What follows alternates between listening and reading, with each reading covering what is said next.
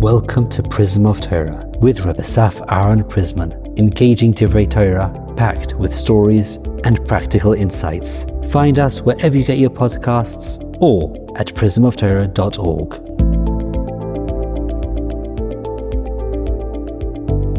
Shalom uvracha. In this week's Parshas Shemini, I saw an unbelievable midrash that brings out a very important idea about how to go about through life.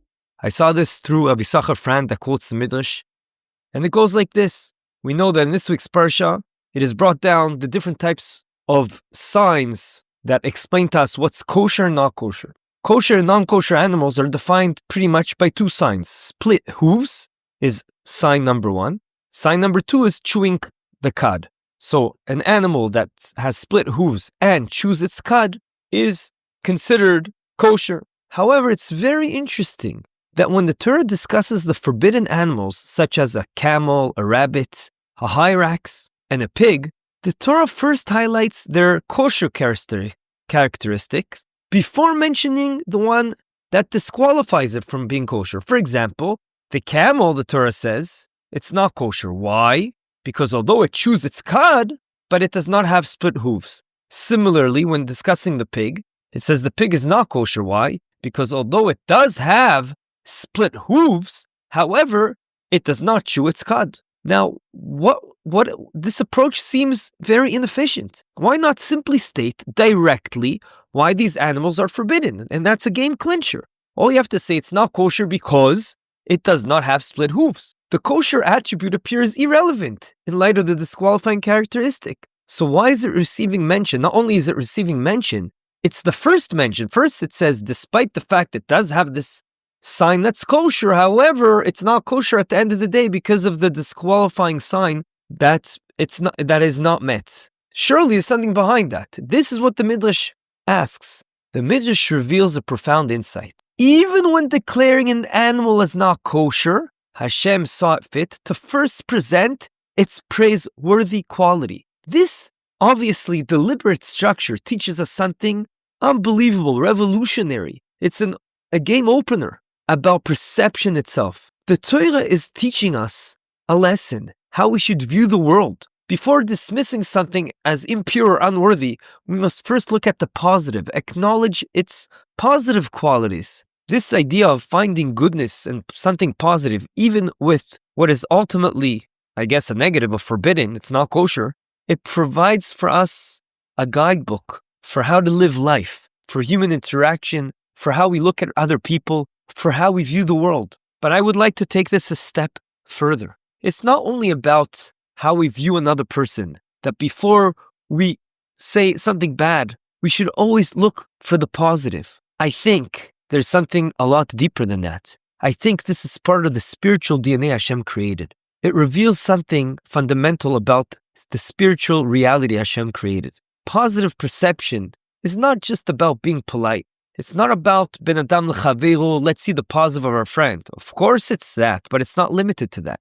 It's a lot more broader than that. It affects the metaphysical fabric of the creation that HaKadosh Baruch Hu did, which is our world and the worlds above us.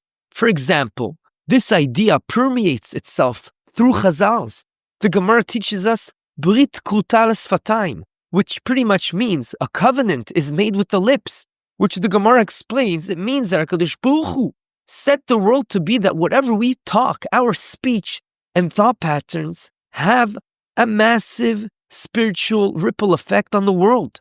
By thinking positive, seeing positive, thinking positive, speaking positive, we have a ripple effect on our surroundings. By training ourselves to perceive always positive, or at least positive first, we aren't simply being kind. We're aligning ourselves with what Hashem set up to be a world that has potential to have a lot of positive influences. But it begins with us. Are we going to see things from a positive perspective?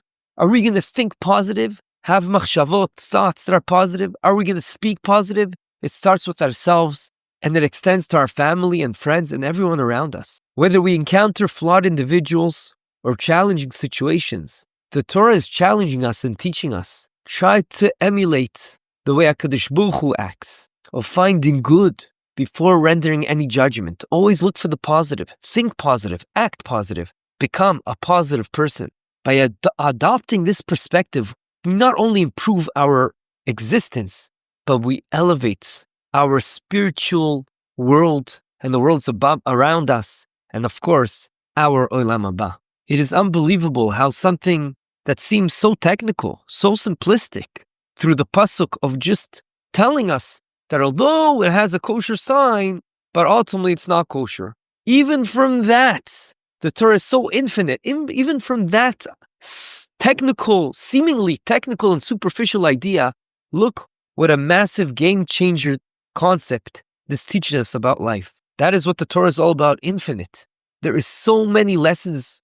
The Torah is a book of life. Sama Chaim. It's something we can live by, and it can help us make this world a better place. Yiratzon that will take this idea of thinking positive, seeing positive, acting positive, to make this world and the world to come a better place for us and for our fellow Jews. I would like to end with a short story that I think brings the point home. It was the middle of a heat wave when Moti got the call. I'm sorry to tell you, but your father just collapsed. They're taking him to the hospital, Sha'arei Tzedek now. His hands were shaking before he could even grab the keys. By the time he got to the hospital, all his siblings were already there. The air was heavy, not from the weather, but from the silence of people who suddenly felt like children again. The doctor came out with a face that said everything before he even opened his mouth. It was a major stroke. He's breathing, but there is no meaningful response. We'll monitor, but we don't expect much. They went in.